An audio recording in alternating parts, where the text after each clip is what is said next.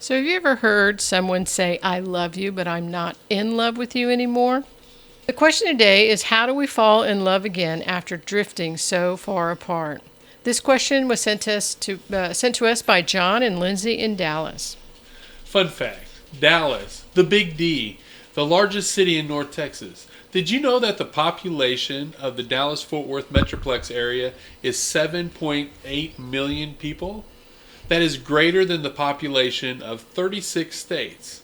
Wow. That's a lot of people. That's a lot of people. But the Houston, Texas area is even larger. So I Wow. guess everything is bigger in Texas. That's right. So going back to the question, have you ever heard someone say, I love you, but I'm not in love with you anymore? Well, it's just not true, because those are actually two different things. They are. To love someone is active, and it's an action.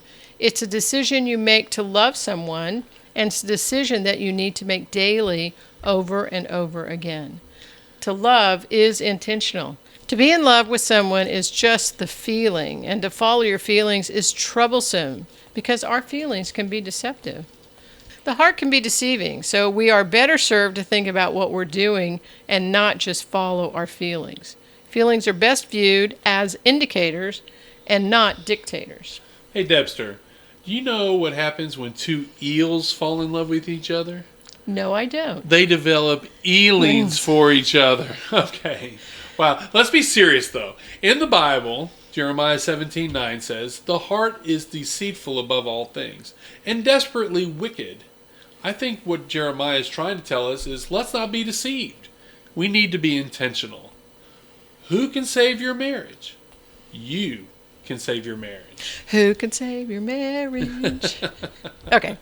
When you get married, you weren't just saying I do to the other person. You were declaring I do to the commitment. It was your public declaration of your intention to remain committed to the other person. What are some steps you can take to be intentional in your commitment? Well, first of all, write out a list of all the things that you argue about, the things that irritate you, the things that frustrate you. Can you feel how angry you're getting when you write those out, when you consider those things? Next, shift that focus back to yourself. Imagine throwing down a hula hoop on the ground and stepping into that circle, and imagine yourself working on the person inside the circle. Because truly, whether you like it or not, you can't do anything to make your spouse change. I can only change myself. I can't change Greg. No. Only Greg can change himself. That's correct. And attempting to control or change your spouse will only invite defensiveness from your spouse, and that kind of strategy will really get you nowhere. That's true, Debster. And as much as I would like to change someone else, I can only change myself also. So take that same list and now start writing sentences focused on what you can do to change the situation.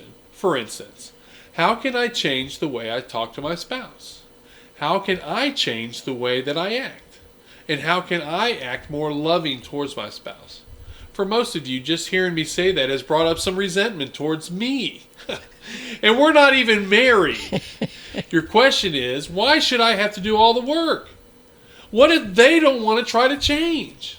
And that line of thinking is born out of selfishness. And Paul says that we should die to ourselves daily. We need to die to our selfish needs, our selfish wants, our selfish desires, and we should put our spouse's needs ahead of our own. We should seek to serve our spouse. Not just talking to the wives here, guys. I'm talking to you too. You might be surprised, but consider this. Even if your spouse is not trying, if you will do your part and work repeatedly, consistently over a period of time, their attitude will start to change. They will feel more trust in you. Your opinion of you and your actions will change for the better. They will want to start changing themselves. Even if you don't believe me, just try. If it doesn't work, you're no worse off than you are right now. Good point. If you are the healthier, more emotionally mature person in your relationship, then take the lead. Guys, I'm mostly speaking to you. Your actions have probably wounded your wife. You need to triage these problems and take action to stem the emotional bleeding, to heal the hurts and the wounds caused over time by both of you. Yeah. Now, the next thing to do is to cut out the negativity. You want to cut it out. Eliminate sarcasm from your conversations. You don't always have to have the best comeback or the best cut down, or the best burn. Believe me when I say sarcasm is so destructive, because over time, in that kind of relationship, our subconscious begins to only believe the negative cut, the words, the cut downs. It forgets that it was supposed to be a joke. Yes. And long-term, sarcasm is just a killer. Very much so. And the Bible backs that up. Ephesians 4:29 says, "Do not let any unwholesome talk come out of your mouths, but only what is helpful for building others up, according to their needs, that it may benefit those who are listening to you." And then we go to Proverbs, and the wise writer of Proverbs put it this way in 25:11, "A word fitly spoken is like apples of gold in pictures of silver." That's a beautiful picture. You can choose to speak life or death into your marriage. You can build up or you can tear down. Part of our vows or promises when we got married were that we would build each other up and not tear each other down. That is called edification. And we are instructed to edify one another, which means to build up. That's right. Marriage researcher John Gottman has found that marriages generally will survive if the ratio of good to bad interactions is 5 positives for every 1 negative. And who has control over that? You do. You can say nice things to your spouse. You can do nice things for your spouse. You can change yourself into a better spouse for your spouse. That's right. And if you're a better spouse, you will likely have a better spouse who will partner with you. Hey, just a reminder, if you've received any value so far, please like and subscribe. And also, if you have a question you'd like to answer, please reply in the comments. We'd appreciate it if you'd add your first names and where you live. Now, this is the bottom line. Proverbs 12:18 says, "The words of the reckless pierce like swords, Ouch. but the tongue of the wise brings healing." In Proverbs 15 reads, "The soothing tongue is a tree of life, but a perverse tongue crushes the spirit." Are you beginning to see the theme here? Are you starting to get the idea yet? We need to be very careful about what we say and how we say it. You know, Proverbs 15:13 says, "A happy heart makes the face cheerful, but a heartache crushes the spirit," and that also shows on your face. You want to know how well you're treating your spouse? Just look. It's written all over their face. That's true. We've pulled a bunch of instructional information from the book of Proverbs, which is in the Old Testament.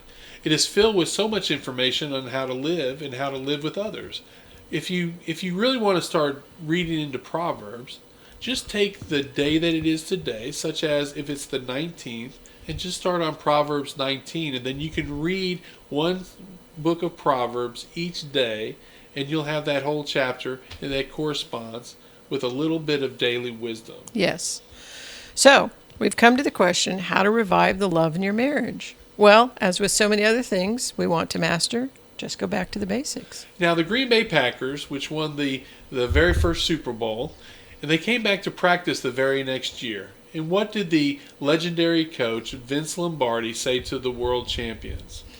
He said, "Gentlemen, this is a football." So write down all the things that you loved about your spouse when you first met them, and all the things you loved about them when you started dating. Write those things down that convinced you they were the person you wanted to marry. And I know some of you women out there, you started writing Mrs. Debbie Newhouse before the guy had barely asked you on the second date. So remember those things, and then smile more, hug more, show more appreciation, help your spouse more, catch them doing loving things and praise them, laugh more, hold hands more, snuggle on the couch more. Be more agreeable, do more fun things together, and start paying more attention to one another. Those are all good things. They are. You know, it's an old saying, but the best things in life really are free. Yes. If you make an intentional effort to provide more positives, you'll get more positives in return. There are a lot of great programs available that can help you with your marriage. We have attached some links below to find some that are in your area. We are Debster and Greg on marriage. We love y'all and want the best for your marriage and want you to know that there is hope to have a better marriage, because when you do have a better marriage, your kids will have a better life. So here's some more videos to answer your questions.